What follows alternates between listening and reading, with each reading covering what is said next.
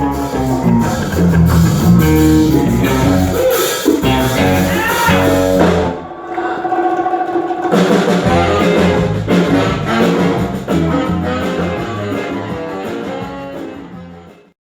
a todos. Bueno, pues hoy vamos a empezar como prometido, con el desencriptado del mes. Pues claro, el primer tema va a ser, como no podía ser de otra manera, pues Cataluña, ¿no? Entonces, bueno, aquí lo que hay que decir es que hay un hartazgo ya también muy grande con el tema. Los que no estamos, digamos, poseídos por el espíritu del independentismo, pues estamos ya bastante hartos porque esto ya está tomando, pues claro, entre cortes de carretera, cortes de tren, guerrillas urbanas, etcétera. Esto ya está tomando unos colores que ya cada vez son más, digamos, desagradables, más difíciles de hacen que el día a día sea cada vez más complicado. Y los que no vivimos de subvenciones de la Generalitat y no somos empleados de la Generalitat y de alguna forma no tenemos ningún chollo con un familiar de la Generalitat o no estamos enchufados en un ayuntamiento y no tenemos y tenemos que ganarnos la vida y las castañas día a día, o bien trabajando como trabajador asalariado o bien como autónomo, pues la verdad es que estamos ya bastante hartitos del tema porque hay que pensar que los que están metidos en el independentismo a fondo, que realmente a fondo, casi como si fuera un empleo, son gente que trabaja en la Generalitat directamente o que dependen de ella indirectamente o que tienen algún tipo de enchufe en ayuntamientos y demás. Eso por lo que es los adultos, ¿vale? Muchos profesores están metidos en todos esos movimientos, etcétera. Y por lo que son los guerrillas urbanas y tal, son niñatos, son ninis, la mayoría, o gente que empieza la universidad y que no tiene otra cosa que hacer para matar el tiempo. Han pasado, digamos, de los videojuegos a la guerrilla urbana, ¿no? Directamente, sin anestesia. Y esto ya pues empieza a ser un poco ya cansado, porque esto no va a ninguna parte, porque eso es una cosa que solo puede acabar mal, es decir, de mal en peor.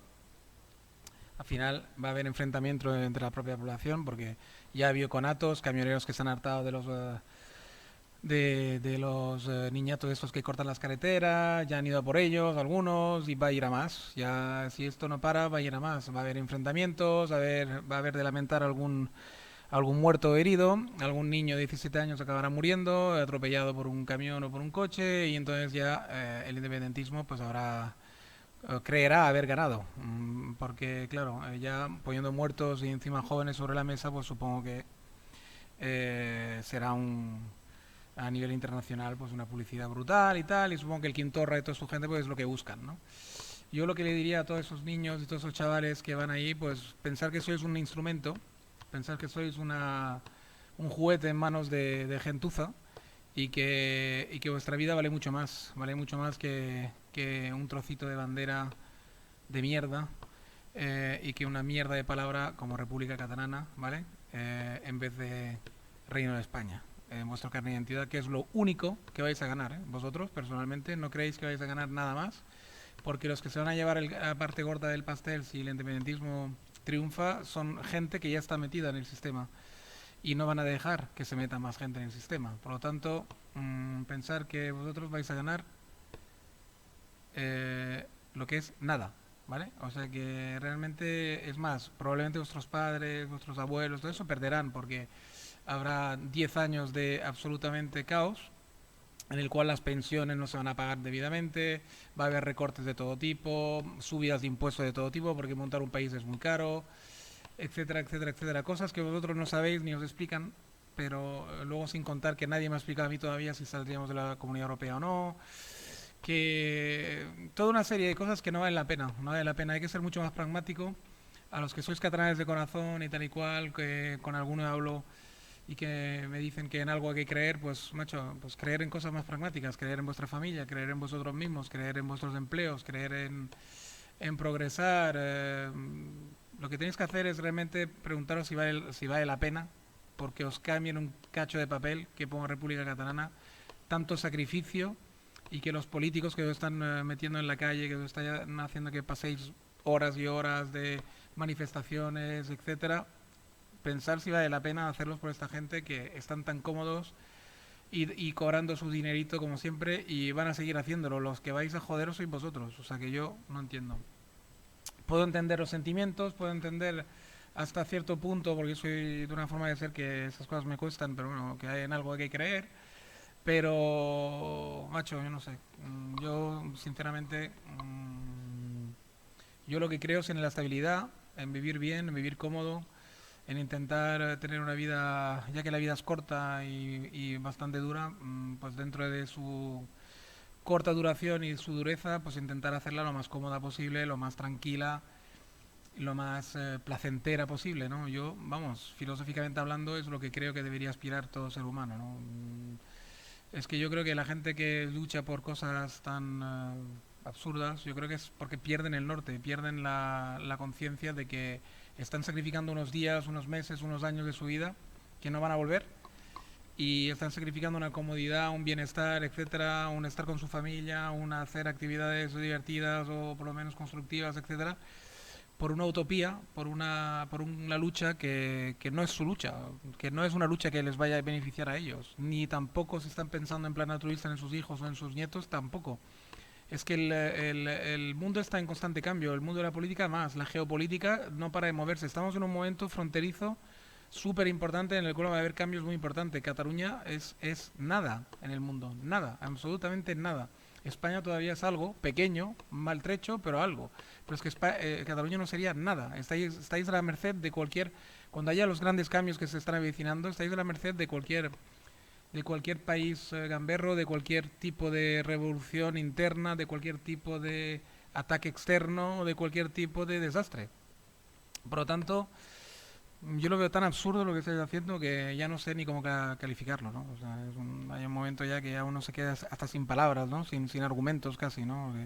Cuando ves una sin razón, cuando ves que la gente ha dejado de pensar y que se deja llevar solo por las emociones, es difícil porque es desgraciado decirle, pero solo un gran palo les para normalmente y o sea, como cuando alguien se vuelve histérico, ¿no? La única manera muchas veces de pararlo es darle un buen bofetón, puñetazo o bofetón y de repente pues esa persona se calma y se da cuenta que está haciendo el tonto, ¿no? Pues aquí desgraciadamente creo que o va a pasar lo mismo, si llegáis hasta el final, al final lo que vais a llevar es un palo que te cagas y os va a hacer despertar de golpe de vuestra ensoñación y vais a volver a la realidad de una forma muy traumática, ¿no? O sea, que cuando se podría volver a la realidad de una forma mucho más suave y tranquila, pues dejando estar ya toda esta tontería, viviendo pues en paz y tranquilos y yo no sé qué tiene de mal seguir en el seno de España y en el seno de Europa, no le veo qué nos ha aportado de mal hasta ahora, ¿no? Por lo tanto, si hay una palabra que decir, pues es parar, parar ya la absurdidad. Yo creo que el domingo habéis visto que hay muchísima gente que está bastante harta, que queremos parar todo esto. No estáis solo vosotros en Cataluña, somos mucho más gente y hay muchísima gente que no estamos por esto, no estamos por aventuras, estamos por vivir, estamos por trabajar, estamos por levantar el país trabajando, por dar un futuro a nuestros hijos trabajando y no montando castillos de arena y ensoñaciones y historias que solo van a beneficiar a poquísima gente, políticos y cuatro probablemente burgueses y empresarios catalanes que a lo mejor se beneficiarán de todo esto, que ni lo sé. Y realmente parar esta locura, despertaros, volver al Sein famoso, es el consejo que os doy, ¿no? En cuanto o sea, lo que sigue de la actualidad, también, bueno, para atar un poco también todo esto, quisiera hablar de Donald Trump, ¿no? Quisiera hablar de Donald Trump en el sentido de que, por ejemplo, para que veáis que es un movimiento totalmente egoísta, el independentista en ese aspecto, porque hay mucho de egoísmo ahí, hay mucho de jugar con la tontería esta de que si estuviéramos independientes, no sé qué, no sé cuánto, nos iría mejor porque pagamos al resto de España, todas esas chorradas, que esto con números no se sostiene tampoco exactamente, porque no tienen en cuenta, aunque con números se sostuviera, aunque alguien me hiciera ver que realmente esto es verdad, tampoco se sostiene porque las interrelaciones que hay entre países y entre regiones son las que hacen que Cataluña pueda ser más rica. Es decir, una España en la cual se revierta bastante de los beneficios que se generan en Cataluña está muy bien porque al final te revierte a ti. Tarde o temprano ese dinero vuelve a Cataluña de alguna forma o de otra, por clientelismo, por vender, porque España progrese en general y coja cuotas de mercados y políticamente hablando sea más potente y por lo tanto puedes negociar con países extranjeros. Es decir, a mí, aunque me hagas ver que los números sean actualmente favorables a Cataluña y que es verdad que sale más dinero que el que entra, aunque me lo hicieran ver con números, que todavía no me lo han hecho ver nadie, así claramente, tampoco estaría de acuerdo. Tampoco estaría de acuerdo porque hay que mirar las cosas mucho más globalmente, no hay que mirarlas así tan pequeñitas. A lo que decía, lo de Donald Trump.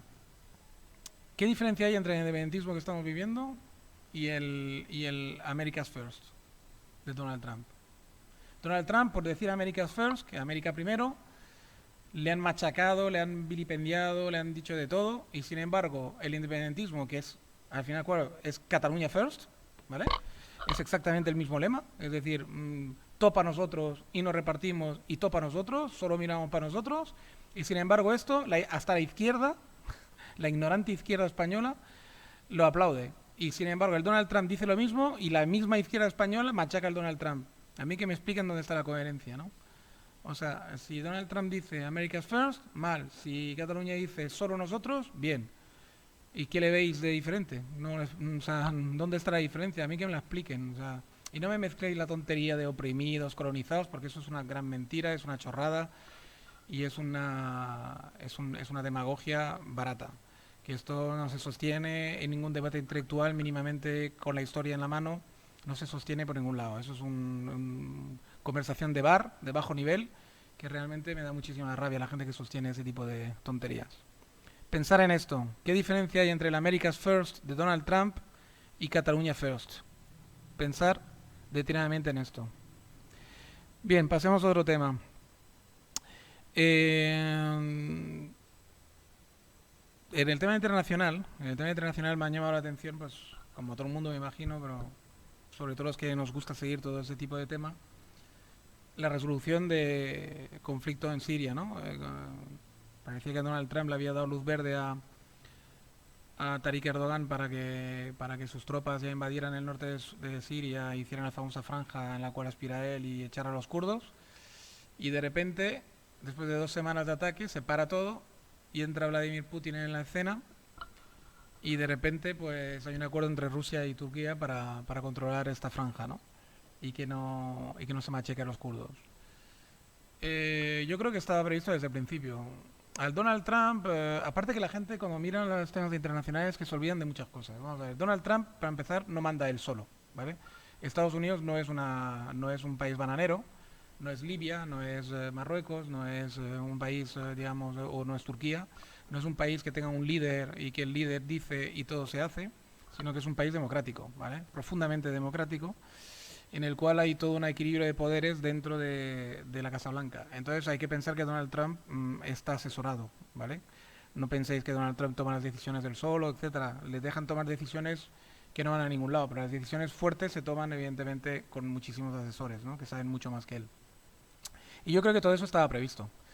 Esta aparente retirada de Estados Unidos era solamente un movimiento táctico para que Turquía entrara, y incluso el pacto estaba hecho hasta con Rusia. Yo creo que Donald Trump lo que tiene de muy bueno, y que la gente no se lo ve, y que al final se verá, y cuando pasen 20 años y hagan libros de historias, al final todo se destapará y la gente dirá, es que Donald Trump, digamos, lo que ha hecho, para empezar, desde que está él, no hay guerras, o sea, no hay ninguna guerra abierta desde que ha entrado Donald Trump. Sin embargo, con Obama y con toda la gente de antes, hubo guerras, Estados Unidos no paraba de entrar en guerras, y no paraba de intervenir en un montón de países.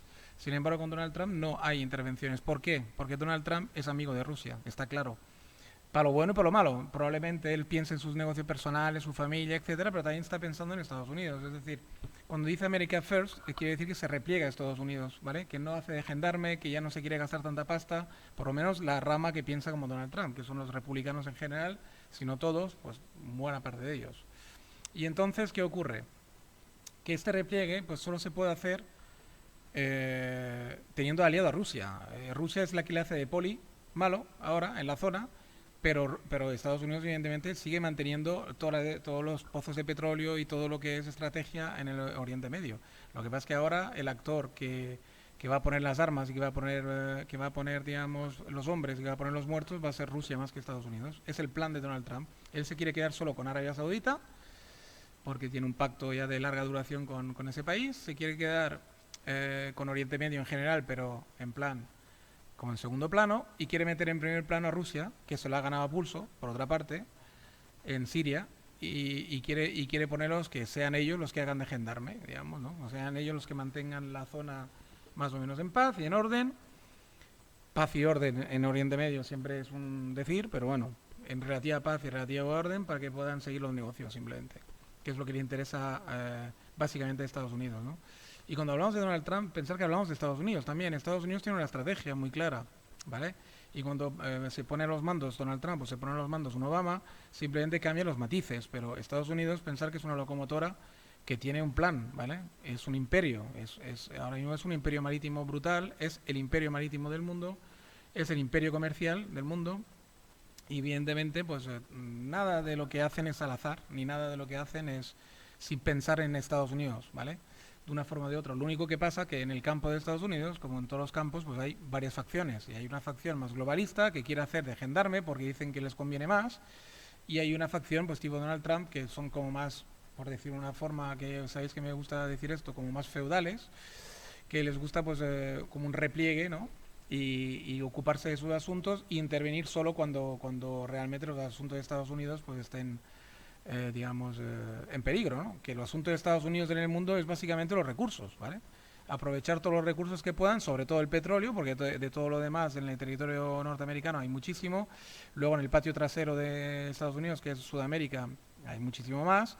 Por lo tanto, digamos que ellos, interés básicamente es el petróleo de Oriente Medio y poco más. La estabilidad de Europa, en cierto modo, aunque no cada vez les importa menos, me imagino, porque cada vez Europa se está convirtiendo más en un competidor que en un amigo, por lo menos la Comunidad Europea, no los países por separado, por lo tanto Estados Unidos está muy detrás de que Europa no se una. Eso también lo tenéis que pensar, que cada movimiento que veis, incluso hasta el independentismo catalán, el independentismo vasco, el favorecer todo ese tipo de divisiones, no creáis que no está Estados Unidos y otras potencias detrás, porque todo eso beneficia al final a las potencias que están ya establecidas, es decir, China, Estados Unidos y Rusia, ¿no? Básicamente son las potencias que occidentales que están manejando, occidentales y orientales en el caso de China, que están manejando el mundo, y este cuarto actor que sería Europa, pues lo quieren como Europa la quieren convertir en una especie de Suiza, en un territorio neutral donde blanquear el dinero, donde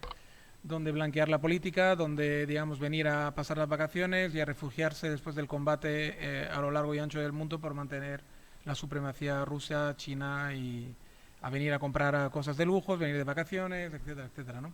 La quieren mantener como lo que es. Actualmente tenemos este papel, ¿eh? O sea, tenemos el papel de poco más o menos que de lugar de inversión interesante para chinos, rusos y americanos, ¿no? Para venir a retirarse, cuando uno ya, el típico mafioso ruso, cuando ya se ha hartado más de matar y de robar, pues viene a Europa a retirarse, etcétera, etcétera, ¿no?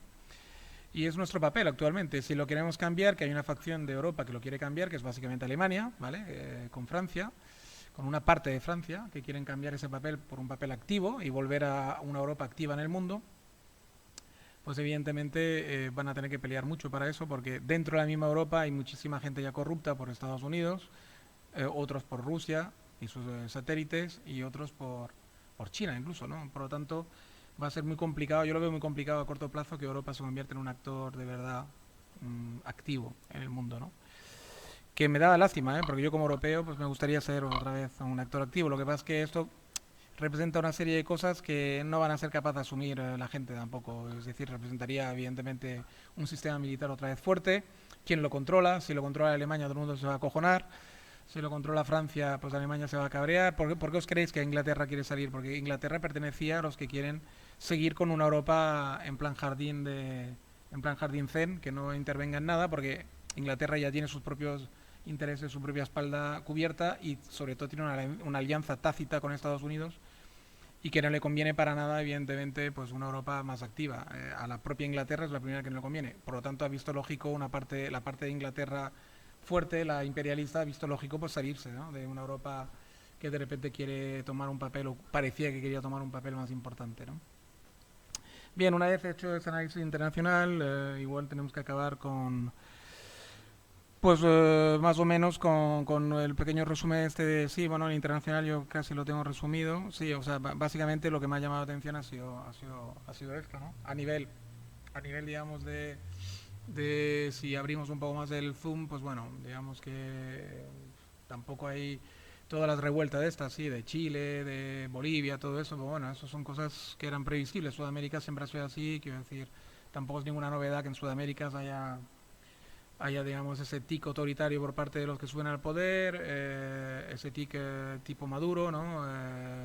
Pues el Morales, Evo Morales se ve que ha querido hacer igual que Maduro, establecerse una especie de dictadura castrista. Y hay el tic este castrista en Sudamérica y eso ya se sabe. Ese tic está y de tanto en tanto pues sale en cualquier otro país. Más extraño es lo de Chile, más difícil de entender. La verdad es que me faltan datos, me faltan bastantes datos y, digamos estudios para poder hacer un análisis medianamente cuerdo de lo que está ocurriendo en Chile, porque es más complicado de entender. Supongo que es siempre lo mismo, es la inestabilidad de Sudamérica endémica, pero digamos, saber qué mimbres están detrás, pero no penséis tampoco en conspiraciones muy complicadas, ¿eh? No es que Estados Unidos, Rusia, China se estén disputando algo ahí, que se lo están disputando siempre en todos lados, pero no de forma tan descarada, son cosas muy internas, muy de poder. Me imagino que hay una convulsión ahora mismo y hay probablemente pues lo típico, ¿no? Unas facciones que se han enconado, el pueblo que ha reaccionado y en Chile pues está la cosa compleja, ¿no? Ya veremos cómo acaba, ¿no? Luego, pues todos los países árabes, digamos, próximos a nosotros, Algeria, Líbano, etcétera, que también están así en revueltas y tal. Yo creo que, bueno, cada una tiene sus razones. Algeria es claramente el cambio de poder de Bouteflika, ¿no? Y tal, que ha originado que hay una especie de inestabilidad que simplemente porque hay los jóvenes que quieren aprovechar por cambiar todo esto y hay pues gente más mayor pues que querrá ser más conservadora, ¿no? Como siempre, ¿no?